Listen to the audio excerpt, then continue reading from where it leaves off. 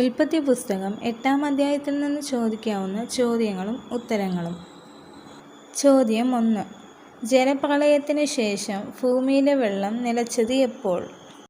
ഉത്തരം: ദൈവം ഭൂമിയിൽ കാറ്റടുപ്പിച്ചപ്പോൾ. അടുത്ത ചോദ്യം: നോഹയുടെ പെട്ടകം ഉറച്ച പർവ്വതം ഏത്? ഉത്തരം: അരാരാത്ത്. അടുത്ത ചോദ്യം: ആദ്യമായി വേദപുസ്തകത്തിൽ പറഞ്ഞിരിക്കുന്ന പർവ്വതം ഏത്? ഉത്തരം: അരാരാത്ത്. അടുത്ത ചോദ്യം: നോഹ പെട്ടകത്തിൻ്റെ കിളിവാതിൽ തുറന്നത് എത്ര ദിവസത്തിനു ശേഷമായിരുന്നു? ഉത്തരം: 40 ദിവസം. അടുത്ത ചോദ്യം: നോഹ പെട്ടകത്തിൽ നിന്നും ആദ്യമായി പുറത്തുവിട്ട പക്ഷി ഏത്?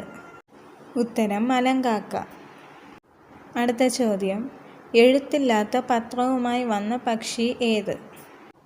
ഉത്തരം: പ്രാവ്. കൊണ്ടുവന്നത് ഒലിവിലയാണ്. അടുത്ത ചോദ്യം: ബൈബിളിൽ ആദ്യം പേര് പറയുന്ന പക്ഷി ഏത്? ഉത്തരം: മലങ്കാക്ക. അടുത്ത ചോദ്യം: വെള്ളം കുറഞ്ഞുവോ എന്ന് അറിയേണ്ടതിന് നോഹ പെട്ടകത്തിൽ നിന്ന് വിട്ട പക്ഷികൾ ഏതെല്ലാം? ഉത്തരം: മലങ്കാക്കയും പ്രാവും.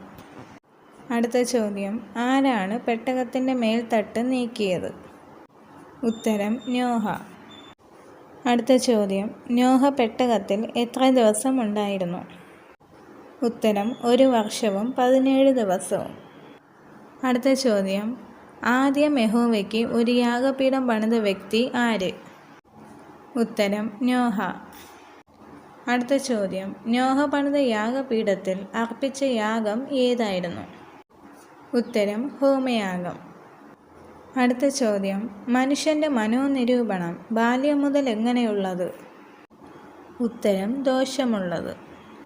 ഇവിടെ ചോദിച്ച എല്ലാ ചോദ്യത്തിൻ്റെ ഉത്തരത്തിന് അതിൻ്റെ റെഫറൻസും കൂടെ ഉൾപ്പെടുത്തിയിട്ടുണ്ട്. അപ്പോൾ സംശയമുള്ളവർക്ക് അത് നോക്കി റെഫർ ചെയ്യാവുന്നതാണ്.